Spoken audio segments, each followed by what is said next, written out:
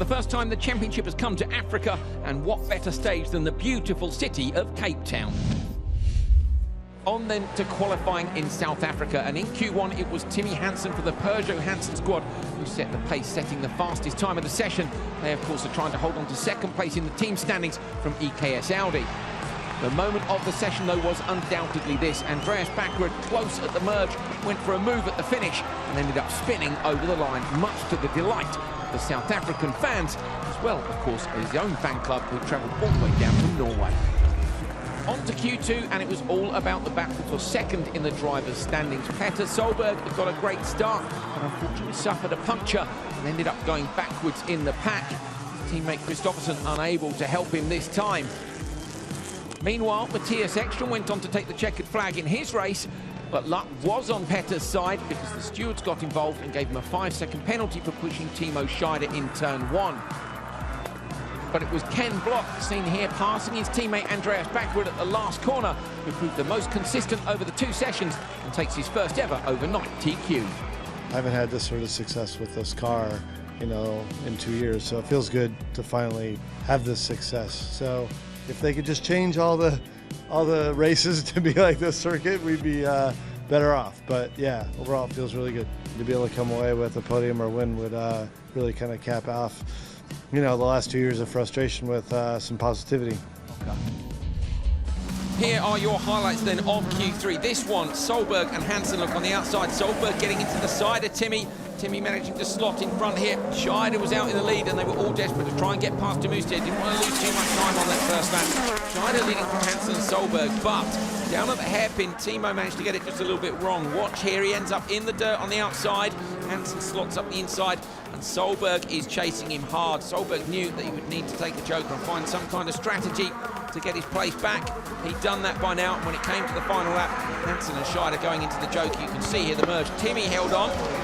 Solberg P2, Scheider P3. Ekström in the next one. Remember, he's in that fight for P2 in the championship with Petter Solberg. Look at Kristoffersen, super aggressive. Doesn't need to play a safe game here with the title in the bag. Of course, he wants his teammate to try and take P2. Can he help him do that? Ekström's right behind him. Oliver Eriksson going well as well. Kristoffersen, though, here was on a real push. We saw a fastest lap of the day for Ekström, and then we saw another one for Kristoffersen. Look at that, absolutely on the limit, pushing up towards the jump. It was the next lap, in fact, that he took the fastest lap of the day on. You can see they jokered together all about time during qualifying. Kristoffersen took it, and he locked 1.5 seconds off the fastest time at that point. Great drive. Final race of Q3, folks. The Hooligan Racing Division Ford Focus RS-RX is in this. Look at Block on the inside, but watch for Backward. So Backward right behind Hakkinen. A little bit of contact on the way in there. Touches him once, touches him twice, and then again here on the brakes. Gives him a little nudge. Toppy, who looked as though he managed to get himself into the box seat on the way into turn 2, ended up down in P5. So Backward was leading. He got sideways in the dirt. Kevin Hansen managed to get alongside him. Baumanis was there too, and this was a proper drag race. But the Focus, either with more power or more traction, managed to hold on to the position. Using the curbs everywhere, these guys were all pushing hard. Ken Block on the inside lap here looked like he was on to get the undercut on Backward. We clipped the tyres on the last lap, and that meant that the Norwegian took the flag. But all that racing had cost them dearly. They were nowhere in Q3. The first race of Q4 featured both the South African drivers, Ashley Haig-Smith getting the whole shot from Mark Cronje, but Haig-Smith then pulling off to the side of the track.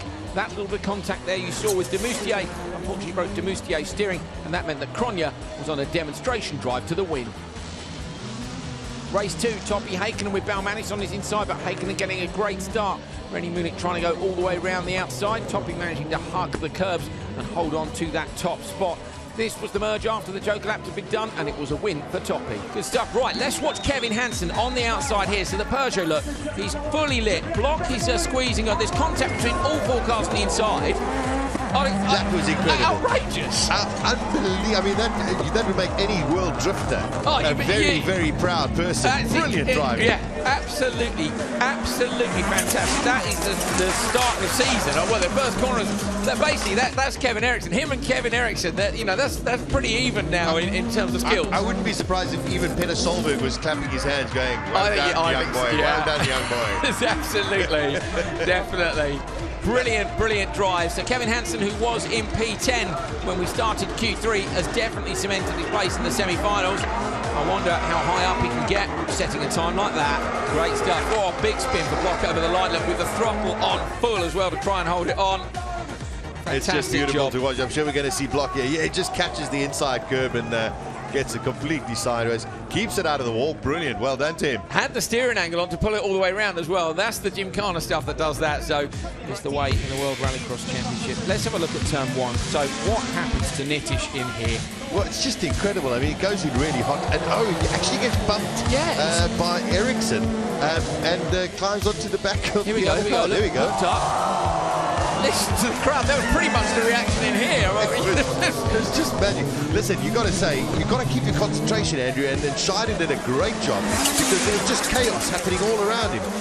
And then, got very, very close again. Oliver Ericsson, I think he was just an accident waiting to happen. I hate to say it. This is the bail that Tim hit earlier on. So Tim has hit the bail and then goes all the way around the gravel trap on the inside. When we see Oliver come down, I thought, he's actually moved the tyres back out the way. So watch for Oliver Ericsson here on the inside line. He looks like he's gone super sideways too early. He didn't see, but I thought he then had it lined up and he just tagged the tyres. He's kept the throttle buried. He knew he needed the merge. Here we go, watch this. He's out, he's out, he's out. He straightens the car up, just too much. So there you go. And he knew he was racing against the clock, unfortunately. Racing against his brother, racing against a chance for the semi-finals. Good effort, Oliver. Fantastic last qualifying race of the season. So Solberg was sideways off the line, Loeb goes inside, but watch Timmy Hansen. He really was brilliant, and I mean, he just hit that handbrake so well and just drifted it right round the corner. That was a spectacular piece of driving. Solberg, it seems as though he even more around the outside, I don't think he hit the handbrake. He nearly hit the wall, but he held on somehow. Hansen, though, with the whole shot, and Loeb behind him. So I really thought Kristoffersen was going to get him, but we think Kristoffersen might have made a mistake. So let's see if we can spot if he hits the tyres on the last lap. We see one of the cars shedding a little bit of bodywork in the background. This was formation flying for Peugeot, wasn't it? Loeb right up behind Hansen. Lovely job. It was great to watch that as well, and there we go. We see exactly how close they were. Those are the two protagonists for second place, so brilliant. Watch for Kristoffersen on the inside. Does he clip the tyres? Yes, he does. I don't know, okay, affected the angle. I have to say, I think Hansen would have got him anyway, but Timmy Hansen takes the final race off Q4. With that, he wins Q4, his second session of the weekend. On pole, the world champion, Johan Kristoffersen. Next to him, the outgoing champion, Matthias Ekström. Looks like 3 new tyres for Johan Kristoffersen. Next row, Andreas Backerud and Petter Solberg. We've had quite a bit of rivalry between those boys. Solberg, of course, the double World Rallycross champion. And at the back, Yannis Baumanis and Topi Heikkinen, all on used tyres. They'll be looking keen to make a good result here, looking for a drive next season. And nicely asked by Neil there with bunching up. So nobody admitting to anything here. Let's have a look back at the action up towards turn 1. They were very, very clean and sensible in turn 1, Sasha. I must say, for the first time this weekend, they were very sensible. It was great to watch, and then it actually turned into a really, really good race. It did indeed, yeah. I think Kristoffersen is, leading at this point with a lovely gap over the others. And Solberg, having to think tactically. I'm surprised in some ways they didn't say it to Ekström, just take a joker when Kristoffersen doesn't, because by going in with him, you kind of knew that he was going to be able to do this, but he'd separated himself from him, but then look how close the other cars are behind. What do you do? Very much so, and I think they've all been caught out on the normal track after it has been watered. The traction is not quite the same over there as well, so losing a bit of time, but yeah, I think there's going to be a lot of words discussed, and apologies to Mr. Kristoffersen, but I've heard that story somewhere before in motor racing, that's for sure. Let's have a look at this moment again. So watch Kristoffersen now here. He comes in and he almost stops the car on the apex. Look, Ekström then goes for the gap, just gets into the dirt. The crowd go absolutely mad. Ekström, of course, is trying to carry enough speed, gets into Solberg, and then misses his braking point over the dip. So, I don't know. I don't know. He might have been pushed into that, so. Let's take a look at the grid for semi-final number 2. Timmy Hansen on pole, next to him Timo Scheider. One new tyre for Scheider on the rear left, it looks like. Ken Block and Kevin Hansen. One new tyre for Ken as well. And then bringing up the rear, Sebastian Loeb and Kevin Eriksson. No new tyres for them. So has anybody saved tyres, or is this track quite hard on the boots with that very, very long-term one? Okay, here's another look at that start. I don't even know who to watch for here, so just have a good look at this. So everybody moves inside. Scheider and Block have quite a lot of contact. You can see Hansen's being pushed sideways, Timmy that is. So Timmy runs deep, gets on the gas. Loeb gets up the inside of Block, look. Scheider then comes in like very quickly. I thought Timmy was gone there, and in fact a little nudge, I think, from his teammate is what straightens him out. Now, look at this. I mean, anybody who's got that shot on a stills camera from the front, it's absolutely epic. I love the word enthusiasm. Yeah. Everyone was so enthusiastic going in there. But Hansen, as you say, I think he was very lucky that either, I think Loeb actually, knocked him, so he actually got his wheel straight. But look at that car. Look at the state of Block's car. Sasha, you're our analyst. I'm going to ask you to tell me what happened in turn one and whose fault was that? I would have to go and say that it was Kevin Eriksson's fault. Okay. We have no idea. My goodness me. What a race. The world champion Johan Kristoffersson would like to take a record 7th win here. Timmy Hansen would like to take his first. Row 2, Matthias Ekström looking for P2 in the championship. Timo Scheider would love to be back on the podium. And bringing up the rear, Petter Solberg and Kevin Hansen. Solberg, of course, desperately chasing Ekström down. Green light. Kristoffersson did look to get the best of starts there. I think Hansen maybe jumped through all the reactions, but somehow he's out front. Ekström has to look up the inside of Hansen. Scheider's going to try and go around the outside. Solberg is in the back of Ekström, and that tags Timmy Hansen, who runs a little bit wide. Scheider's gone wide too. We're missing. Who's missing? Who's running further out the back of the pack? Kevin Hansen didn't make it off the line, so Kevin Hansen has not made it off the line, and his car is stopped. Yeah, I got to just say, I can see his car from here. It seems to have gone sideways, so something's definitely broken on Kevin Hansen's car. Is his car just in the track? Right across no, from he us. pulled it off. Kevin Hansen pulled the car off the track. That's from the commentary position. So look at the gap that Kristoffersson has got already. Ekström is on the standard lap, and I think it's Timmy Hansen who's gone straight into the Joker lap. It is Timmy Hansen getting run wide. I think there was a concertina effect there. Solberg hit Ekström, who hit Hansen, and he ran and got pushed wide. There's a lot of dirt in turn one. Yeah, a lot of problem. And Timmy Hansen, he's loved that line, but he unfortunately got it wrong on this one. But he's on the Joker lap, so he's going to have to really, really fly. But he's done a great job on the Joker lap, so he's right in the back of everybody else, and that is on the back of Timo Scheider already. Wheel arch hanging off Solberg's car. It's Solberg and Ekström running right next to each other in this one. But Timmy's the danger man here for Ekström and Solberg. I think he could overlap them. Definitely, but I mean, Kristoffersson is just showing his class, and he's going to make this. I think he's going to look very, very easy. But the guy to watch, Timmy Hansen, he's really getting close to Solberg, and Solberg now really on the back of Ekström. These guys are fighting for the championship for second place, and they might tangle each other. And I think a guy like Timmy Hansen just watching it at the moment. Loads of parts coming off the back of Solberg's car. There's bodywork everywhere. He could get underweight.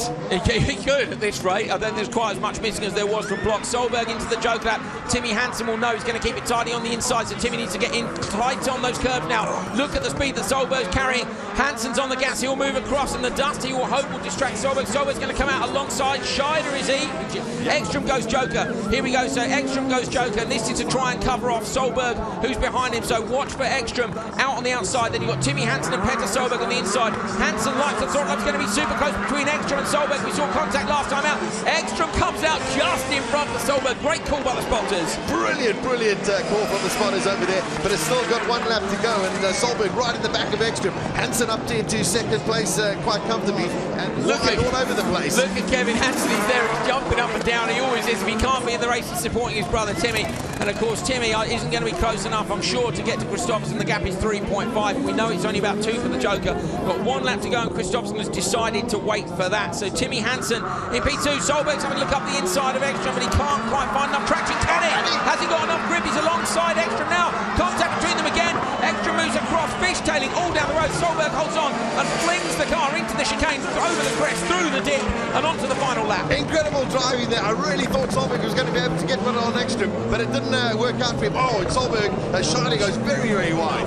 Johan Kristoffersson comes around the outside, broken every single record in the book. He's setting new records in every single final. Timmy's on the inside. Can he deny him? It's going to be close, but Johan Kristoffersson comes out of the merge in front of the Peugeot, and he's going to take a record 7th win in one season. He wins the last round of the 2017 FIA World Rallycross Championship as the champion. He'll stand on the top step of the podium podium. Hansen P2, Ekstrom P3, and that will secure him second place in the drivers' standings. What a race. Unbelievable from Johan Christophersen.